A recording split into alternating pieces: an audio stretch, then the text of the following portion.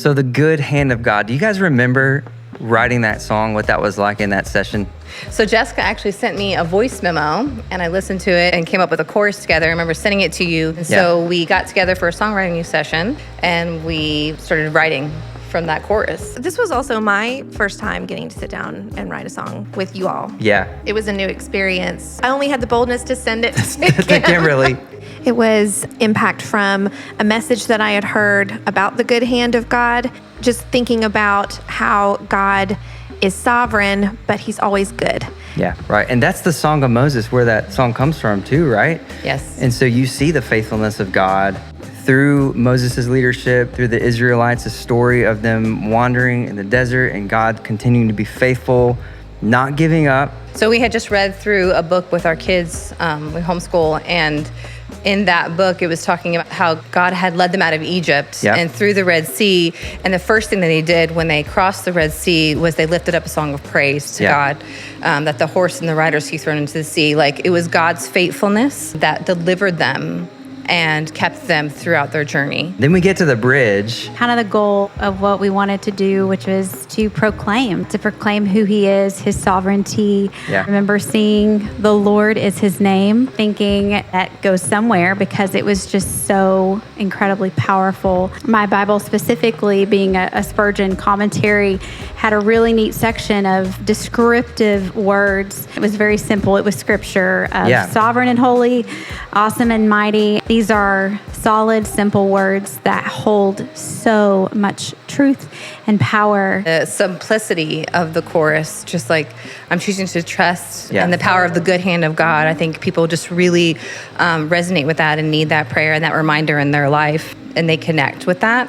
Not just, our Sunday services, but on Wednesday nights with the youth, they also really connect with the song, and even down to PCK, our kids ministry, they've done hand motions to the song. That's right, yeah. And so, in all generations in our church, they've really connected a lot with the lyrics and the message of God's faithfulness. We've seen the impact of the good hand of God in our own local church, but we've also seen it just around the world begin to impact worshipers. We saw that in Belize in leading a mission trip down there with our church, being able to just see Christians in this small little community worship the Lord with this song, such a special thing.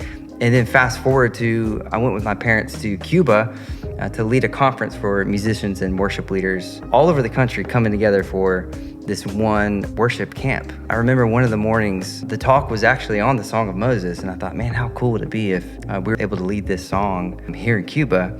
And the crazy thing is, I already had it translated from our trip to Belize, not realizing that they sing in English. I had it already translated in Spanish, sang and led this song for this group of worship leaders, and it quickly kind of became like this anthem for this particular group of people. And I think they resonated with that very same truth of the faithfulness of God in such a special and unique way. Just amid a culture and an environment that is so hard for this group of people, they clung to the truth that God's hand was still working in their lives. God's hand was still working in their country.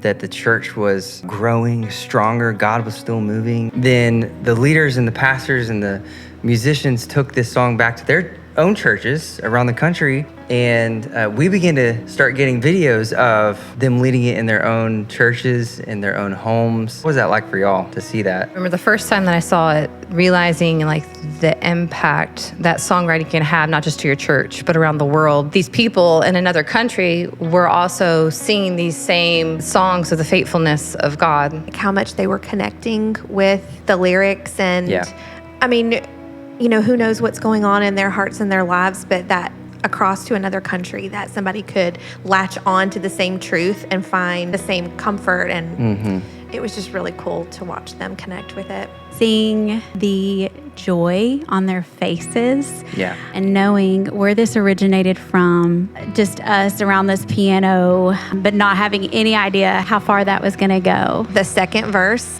whenever it says, we lay the stones lest we forget, that is what scripture, is for us in songwriting, is that we're repeating these truths that have been given to us, that we've been taught, so that we don't forget them and so that our children don't forget them. Songs carry us through seasons, right? Some of my favorite songs are the ones that have carried my own heart through the most difficult seasons, right? And I think this song has done that for so many people around the world, right?